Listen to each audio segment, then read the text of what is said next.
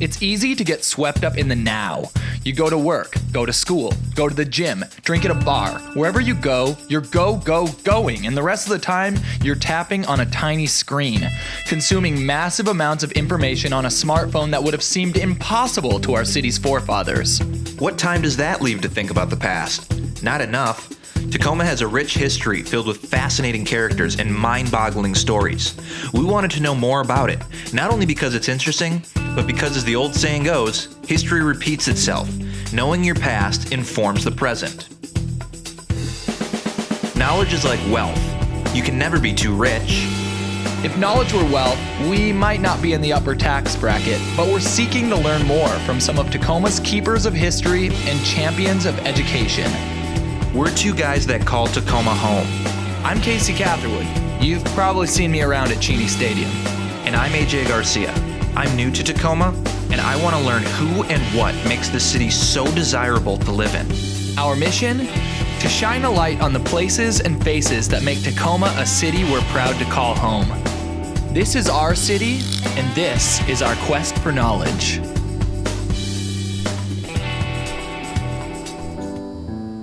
A great way to get the brain going and have a ton of fun doing it are trivia nights. We popped into one of Tacoma's favorite weeklies at Red Star Taco Bar, the Theater District's home of delicious queso and cheap margaritas. We got in the mix at Geeks Who Drink. And number 8, Glenn Close has a surprise cameo as a pirate in what 1991 film? Seven Samurais, the Kurosawa movie. I'm telling you, it's The Departed. For the last time, it's The Departed. Are you sure that's Scorsese? That is a classic, though. I think, all right, we'll go with Departed. And the answer is Hook. Okay, it's obvious we've got a bit to learn. Some of Tacoma's most inspiring educators call Lincoln High School home. One of those hardworking people who's always fighting for our city's youth to push for greatness in life is librarian Kristen Sierra. What is it about libraries or being a librarian that is your calling? What pulls you to that? You know, books are not going away. Really, you know, where teachers don't really have as much time to be able to say, you know, I see you reading this book, or have time to have a conversation with a student on what's important to them, what their interests are, and then tailor a selection to them. And then not only that, but have all of that knowledge of what is out there, both classic and new, in the form of books that is we can hook a student up with. So where were you before you were at Lincoln High School?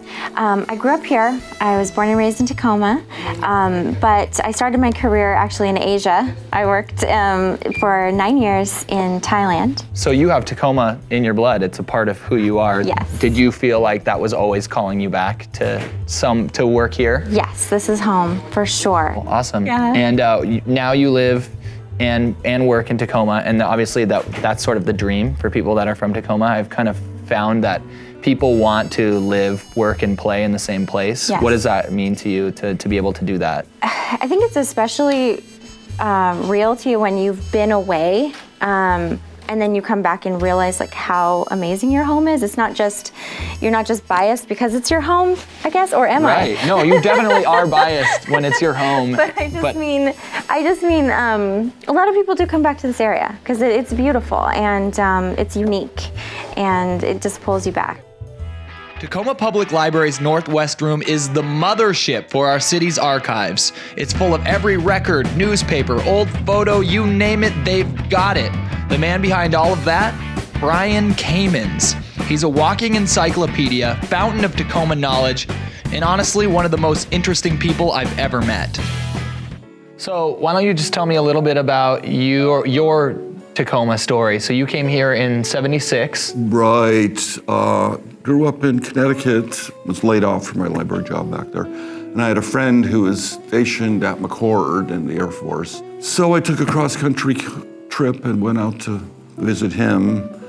And before I knew it, I had a wife and a job and a kid, and just happened to end up at one of the best libraries in the country professionally, you know, just, it must have been fate, I guess. And I started out as the delivery person, bringing books around to the branches. It was so long ago that the all the elder librarians ran the place, and they used to call him the delivery boy at the time. So it was kind of I'm a man, thank you. Ago. Yeah. And then a couple years later, I ended up in the Northwest room because somebody was sick, and I just liked it so much and fell in love with Tacoma and its history. Yeah.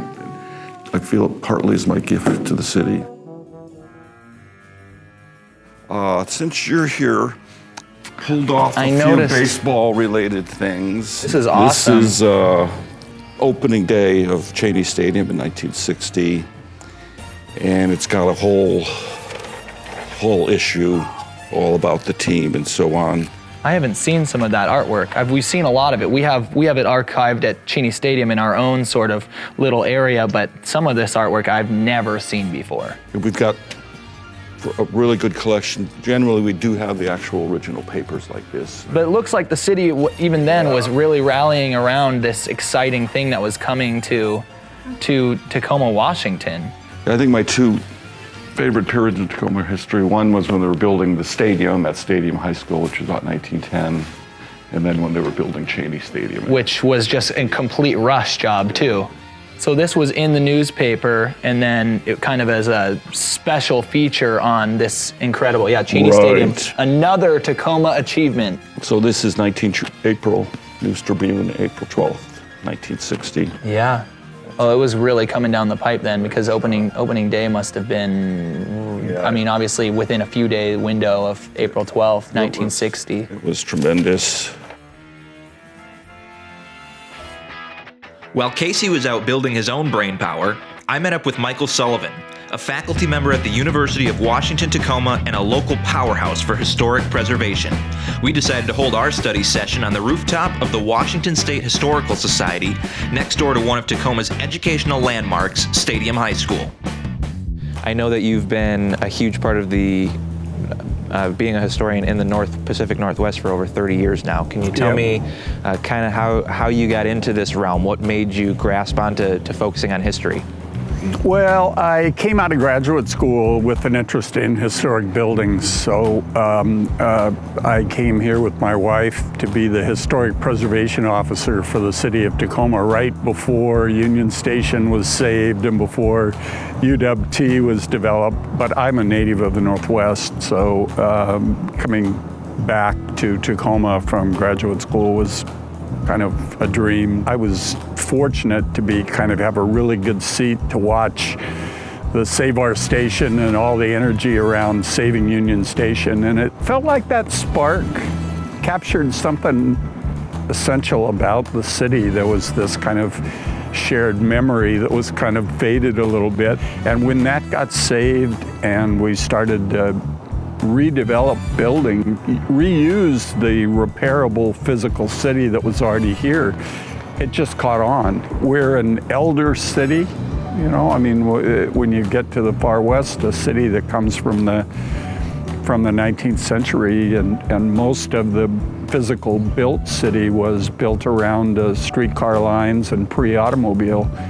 Yeah, and so this is the only Tacoma that I know. I haven't been here too long. It's obviously very different from that now. So if someone was coming to Tacoma for the first time now, how would you describe that city to them? It's singular, it's very authentic. It's a handmade city, so there's a degree of craftsmanship, almost a granular craftsmanship to the city, because most of our city was finished by the 1920s. So it virtually all was handmade. Even the stone buildings are made by hand. And you just don't knock that off. You just don't copy that. So a lot of the post-World War II cities, the design standards for highways, everything made them repetitive and just kind of, there was a sameness to the way a lot of American cities looked after the war. Tacoma predated that. And so we have a dramatic natural setting, and then you have this sort of crafted city in that setting. Well, we did it, Tacoma. We went on a quest for knowledge, and we met some of the South Sound's most interesting brainiacs. Now we've come back to Red Star Taco Bar, not only to enjoy their mouth-watering cuisine, but to conquer Tacoma's trivia scene as the best team in town.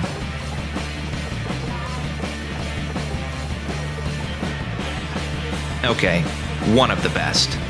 Until next time, This is our city. This is our city. This is our city.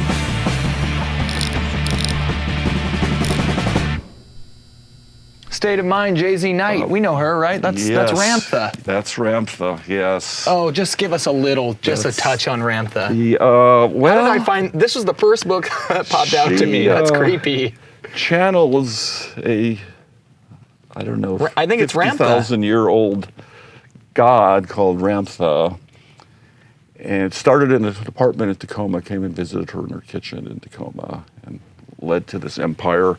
She had some famous celebrities, followers, like Linda, who was the one from Dynasty, Linda Evans, and a lot of other people. And eventually she built this big compound out in Yelm. And Which just sold. It's being sold now. Yeah, I think it's for sale. So she owned like big chunks of Yelm. She also had this theory that there's a giant kind of UFO central underneath Mount Rainier. Amazing. And she had her own school out there, still has a lot of followers. We also have a clipping file on her. She may have been on Oprah too. Like she was pretty famous. Yeah. Kind of a skeptic myself. Oh yeah, I mean, you seem like more of a realist than that. But people are interested, so Yeah. we keep it. You don't make judgments like that. Absolutely.